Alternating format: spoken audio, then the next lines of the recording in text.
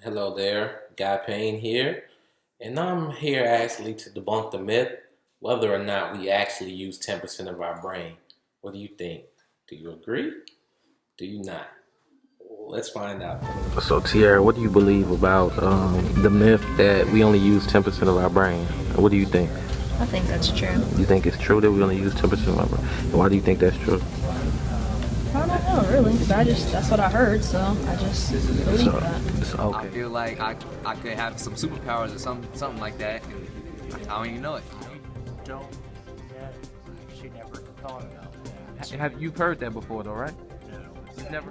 All right, I'm here with Jonathan. And Jonathan, I want to ask your take on the myth or the theory that we only use 10% of our brain. How do you feel about that? Well, I both agree and disagree with it. Okay. I would say we actually have everyone actually has an average of how much brain percentage they could actually use. It can be 10%, but I would say some people could probably use 12 or maybe 15%. Okay, just go into little details for me if you can. Like, what do you know about this myth?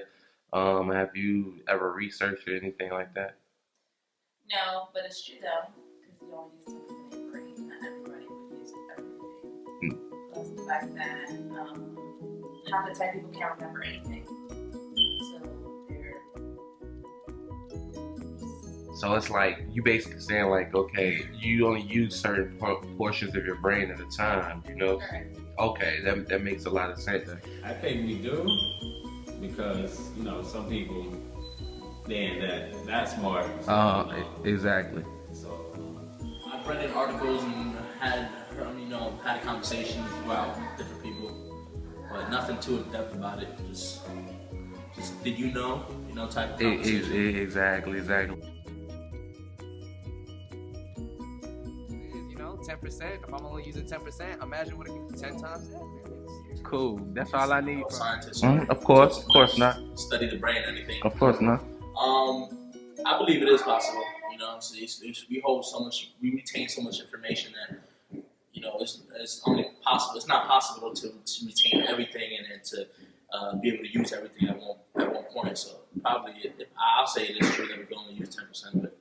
All right, that's cool. And a pawnbroker and a manager at a pawn shop. Okay, so yeah, you definitely do speak to a lot of countries. I think people don't know where the on button is on their product, so there goes your answer. It's by how our brain waves are. Okay. And so neurologically speaking, if your brain waves, if you have more in a certain area, it means that you use more of that brain part than another person could. Okay.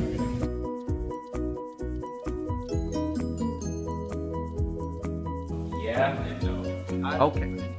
I'm not sure. I don't know enough about it to agree or disagree, but I mean, it could be factual.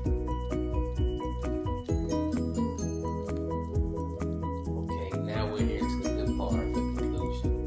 Okay, from my thorough research, I'm going to say this was a very intriguing topic. That's why I went ahead and did this presentation on this. It was something that I've always wanted to know myself because if I was only using 10% of my brain, I wanted to go ahead and maximize it, as much as I could. So I bought into the Lumosity and all the things out like that out there that can actually train your brain.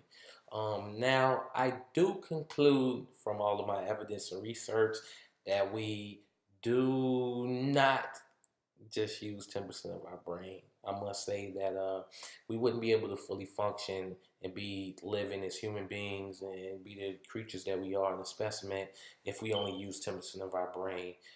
Basically, this myth started back in maybe about 1900, 1908. Matter of fact, there was a guy by the name of William James who actually made a statement regarding us basically not maximizing our full potential of our brain. And whoever quoted him kind of misquoted him or took it out of context and took it as him directly saying that it was only 10% of our brain. Another guy by the name of Carl Lashley, he actually did do some work and some research where he took a portion of the rat's brain, I believe it's the cerebral cortex, he actually removed. And he was actually able over time to see that the rats were able to uh, basically live a normal life and pick up and relearn everything that they known before. So,